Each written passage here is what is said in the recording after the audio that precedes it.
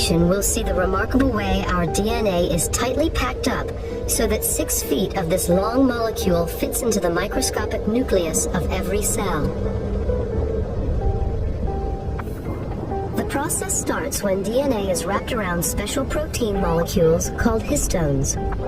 The combined loop of DNA and protein is called a nucleosome.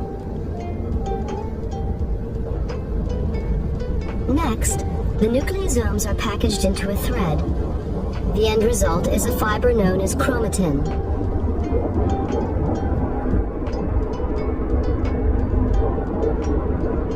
This fiber is then looped and coiled yet again.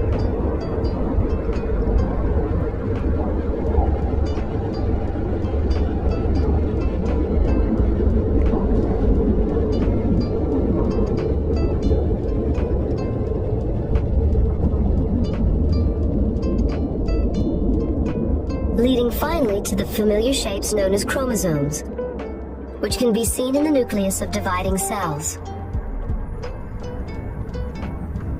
Chromosomes are not always present. They form around the time cells divide when the 2 copies of the cell's DNA need to be separated.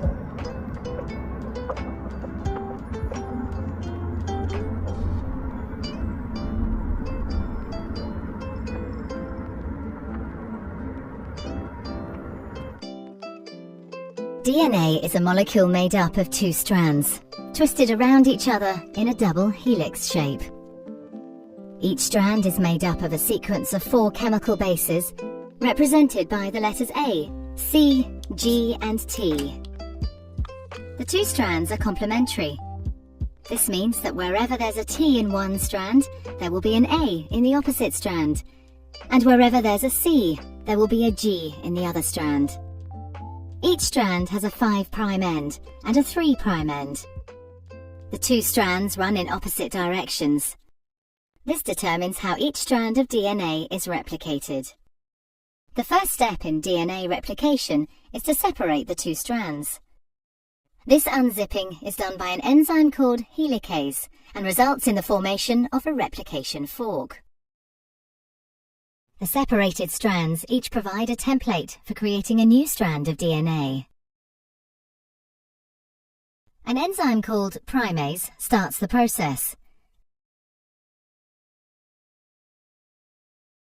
This enzyme makes a small piece of RNA called a primer.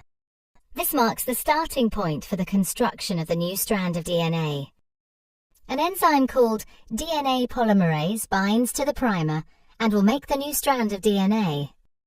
DNA polymerase can only add DNA bases in one direction, from the 5' end to the 3' end. One of the new strands of DNA, the leading strand, is made continuously, the DNA polymerase adding bases one by one in the 5' to 3' direction. The other strand, the lagging strand, cannot be made in this continuous way because it runs in the opposite direction. The DNA polymerase can therefore only make this strand in a series of small chunks called Okazaki fragments.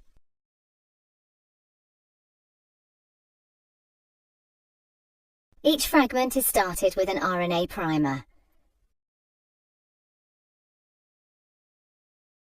DNA polymerase then adds a short row of DNA bases in the 5' to 3' direction.